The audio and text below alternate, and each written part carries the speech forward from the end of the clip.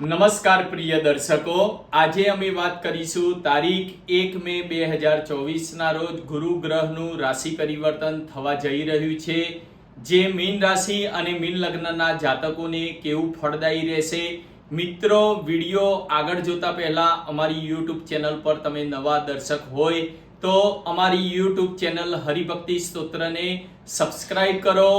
Video પસંદ આવે તો લાઈક કરો અને તમારા મિત્રોને શેર કરો. સાથે બેલ આઇકોન ઘંટીના બટનને દબાવો, જેથી સનાતન ધર્મ, જ્યોતિષશાસ્ત્ર, વાસ્તુશાસ્ત્ર અને કર્મકાંડને લગતા નવા વિડીયોની નોટિફિકેશન તમને મળતી રહેશે.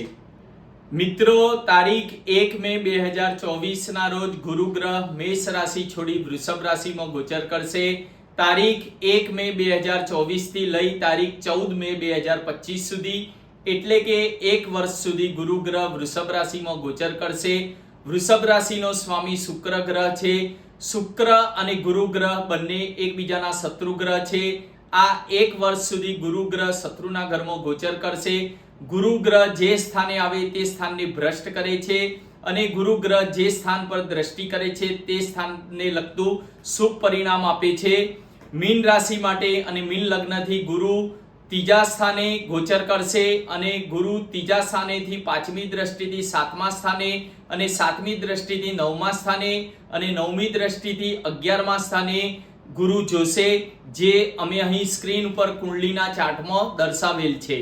મીન રાશિ અને મીન લગ્નના જાતકો માટે આ ગુરુ ગ્રહનું ગોચર આર્થિક દ્રષ્ટિએ મધ્યમ ગણાય. આવક જાવકના સરવૈયામાં તમારી ગણતરી ખોટી પડતી જણાય.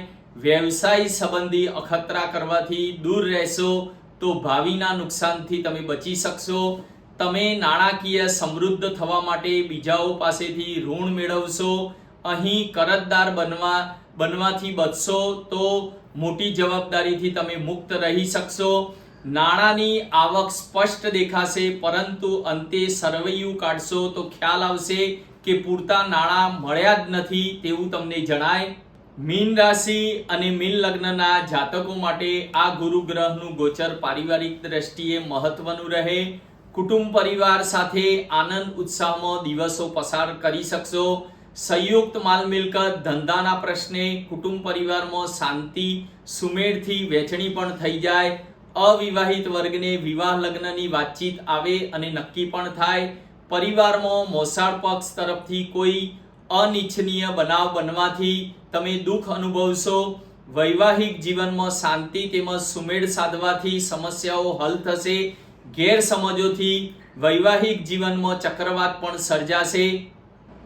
મીન રાશિ અને મીન લગ્નના જાતકો જે નોકરી કરે છે તેમની માટે આ ગુરુ ગ્રહનું ગોચર નોકરી બાબતે મધ્યમ ફળદાયી રહે. આ સમયમાં નોકરી ધંધા બાબતે પરિવારથી દૂર જવાનું થાય. આ સમયમાં નોકરીમાં યશ પદ ધનમાં વધારો થાય તેવી કાર્યરચના થાય. તમારી નોકરીમાં ઈર્ષા કરનાર વર્ગ, હરીફ વર્ગ તમારા કામ બગાડે, તમારી યશ પ્રતિષ્ઠાને હાનિ પહોંચે તેવા પ્રયત્નો કરે. જે લોકો નોકરીમાં નાણાકીય જવાબદારીનું કામ સંભાળતા હોય તેમને આ સમય દરમિયાન ખાસ સાવધાની રાખવી પડે. હિસાબમાં ભૂલ પડવાને લીધે કે અન્યની ભૂલના લીધે તમને ઠપકો સાંભળવો પડે. મીન રાશિ અને મીન લગ્નના જાતકો માટે આ ગુરુ ગ્રહનું ગોચર ધંધાકીય રીતે આ સમય હર્ષ અને લાભવાળો રહે. આપના રૂકાવટ વિલંબમાં અટવાઈ પડેલા કામનો એક પછી એક ઉકેલ આવતો જાય. સંયુક્ત ધંધામાં ભાઈ ભાંડુનો સાથ સહકાર મળી રહે. ધંધામાં આકસ્મિક ગરાગી આવી જવાથી આવકમાં વધારો થાય.